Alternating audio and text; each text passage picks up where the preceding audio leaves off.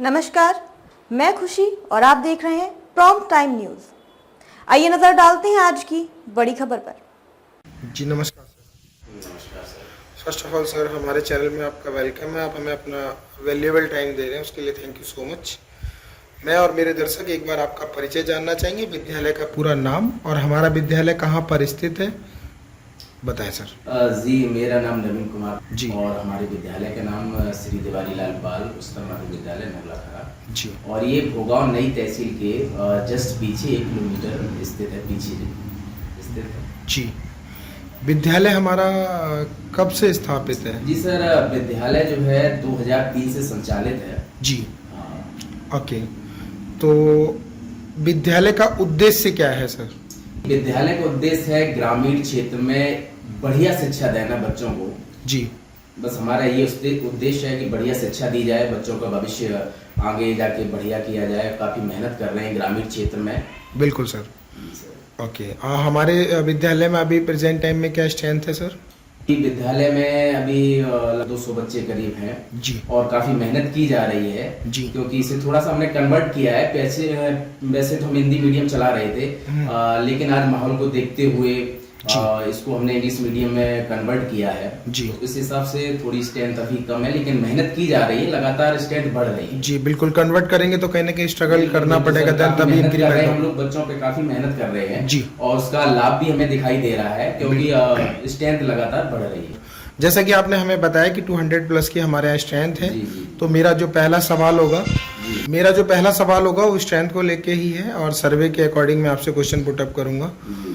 जैसा आपने बताया 200 प्लस की स्ट्रेंथ है, उसमें मैं समझता हूँ सभी बच्चे एक समान नहीं होंगे। कई बच्चे पढ़ने में बहुत अच्छे होंगे, कई मीडियम होंगे और कई वीक होंगे। जी, जी, जी। तो जो वीक बच्चे होते हैं उनको कैसे आप परफेक्ट बनाते हैं, क्या स्ट्रेटेजी होती है उसके? सर जी, वीक बच्चों के लिए हमने एक्स्ट्रा क्लासेस की व्यवस्था की है। जी। जिसमें क्या होता है कि वैसे तो स्कूल टाइम पे तो सारे बच्चे ठिक्के पढ़ते हैं, लेकिन जैसे हम देखते हैं कि जो बच्चे थोड़े वीक हैं जी, उनको हम एक्स्ट्रा क्लास देते हैं। बाद में उन्हें 1 घंटे 1.5 घंटे रोक के और जो हमारे स्टाफ के जो हैं तो उनके अनुसार उन बच्चों को थोड़ा सा ट्रीटमेंट अलग से देते हैं, उन्हें टाइम एक्स्ट्रा देते हैं, जो उनकी कमजोरियां हैं उन्हें समझते हैं और इसी हिसाब से बच्चों को ट्रीट करते हैं। बहुत अच्छे सर। हमारे यहाँ टीचरों की संख्या कितनी है?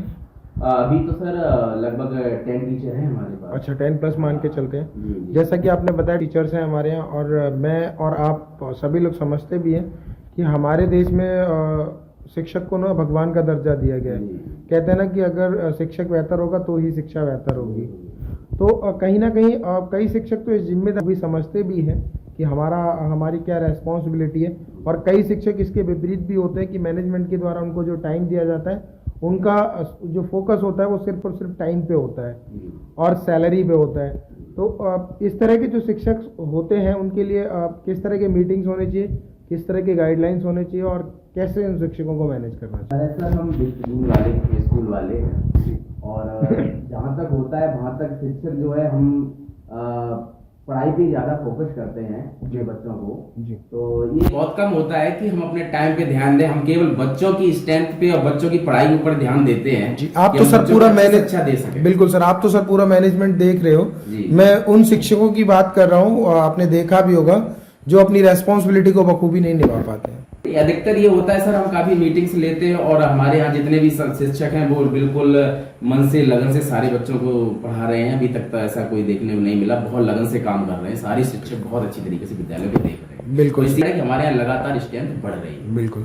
अभी कुछ समय पहले हमारी बहुत बड़ी त्रासदी आई हुई थी, उसमें कहीं ना कहीं शिक्षा पे बहुत बड़ा प्रभाव पड़ा, और कहीं ना कहीं आपने भी बहुत सारे क्राइसिस फेस किए होंगे। फाइनेंशियल क्राइसिस हैं और भी बहुत सारे क्राइसिस।